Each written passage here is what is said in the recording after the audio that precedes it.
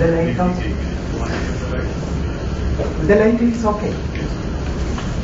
If you want it to be brighter, then you tell me later we will switch off. Because if the light is switched off, you may not see me much.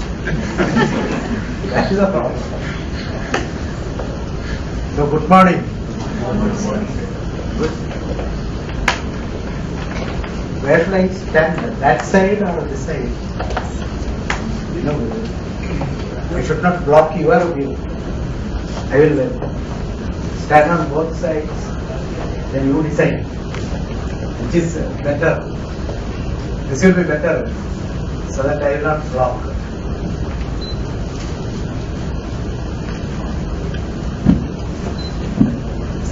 Maxillofacial prosthetics has been. Am I audible?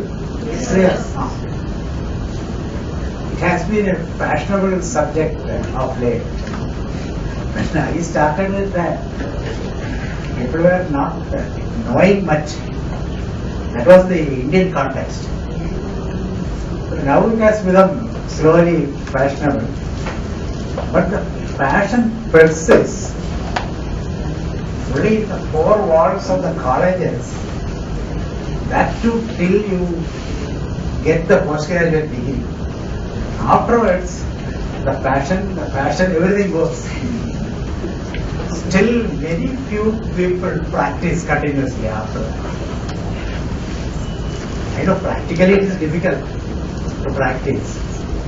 I have in all my career, I have been working in colleges, so I could do. Even day before yesterday, I had one patient. And sometimes we have to hunt for patients. Hunting we have to do. Otherwise, patients may not come. And Mohit has rightly said, many patients go untreated. And fashionable maxillofacial prosthetics is now implant supported or do that. You learn and do that. But in my idea, the minimum thing we have to do is to make an optometry. Dentist must do an optometry. You can turn your seat and be comfortable. I think that this is blocking. You can sit anywhere you want. And in our profession, when we enter, we are in this status, that is stage of learning, Aditi, that is guest. As a guest we start, and once we cross that border, that is BDS, then what we do is advanced learning, both are.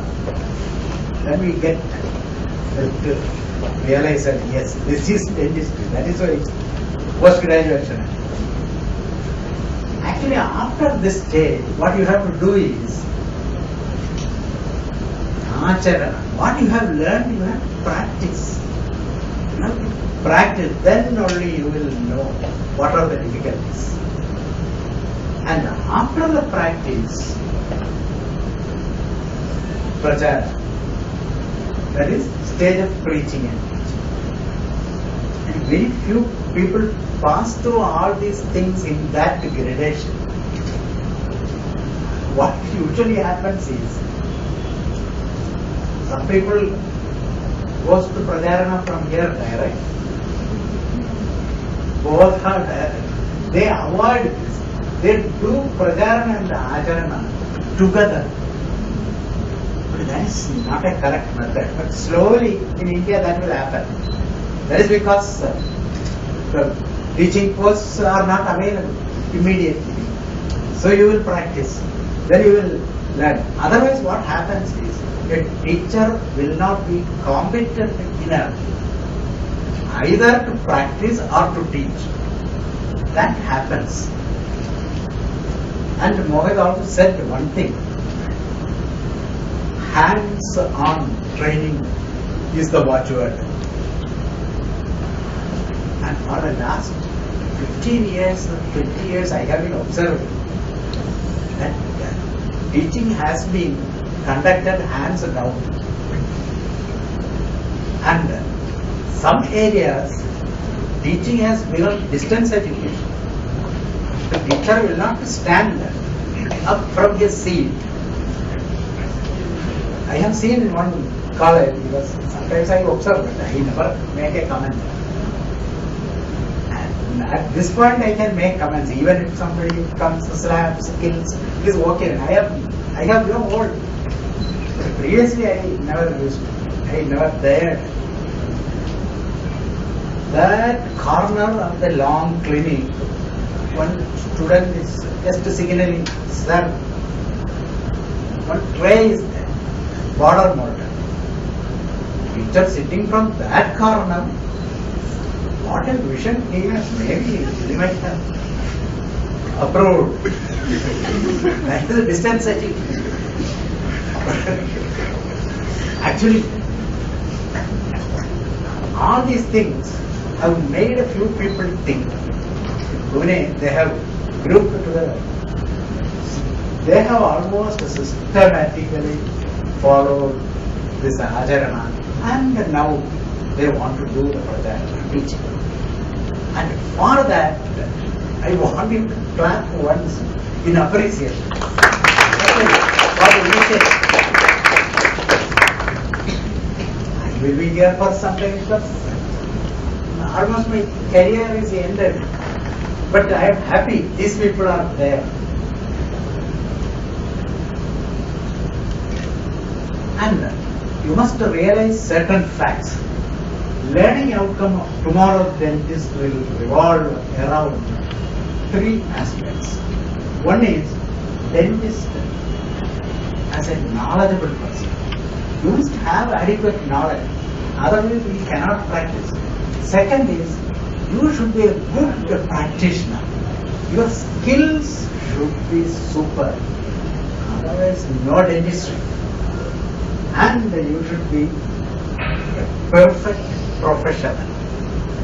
That means you will take your decisions without other people pointing out. You take self-decisions. That much proficiency you will acquire. So this is the present day status. And I know you people are aiming for this. In India also we think. Many people think that Indians are not thinking. Indians are thinking super. And that is why we have simplified and streamlined so many. See, now they are showing entire thing, heat cure processing. All those things are possible. So in this morning session, we have almost covered up the basics. See, some questions that will come. One question has come about the tooth extraction, where it is. When Mohit was telling, one question has come. That is because if we are not specifying this particular point, the surgeons are tempted to do the bony resection through the interdental region. It is very convenient for them. They are using their saw and cutting in between. Problem is, the terminal abutment tooth will lose the alveolar support. That is basically. So what we are telling is, anyway, your surgery requires a resection up to this point. He marks. We are telling him, extract one more tooth. Extract one more tooth. That is the adjacent tooth. That is what he meant. Interdentally you have marked. So one more tooth you extract and put the bony resection transalveolar through that, so that the next tooth will have adequate cover. That is the meaning. And at the same time, the bony resection line and the mucosal incision are two that you might have seen. That is, the surgeon will fold that along the bone border. I have seen one or two patients with that failing and the entire area sequestrated. What to do? we make the obturator with the Rasilian line on that end, with more Rasilian. It works. Otherwise, no other go. Certain things we have to accept. For everything, there is no solution, but we will try. We will try our best.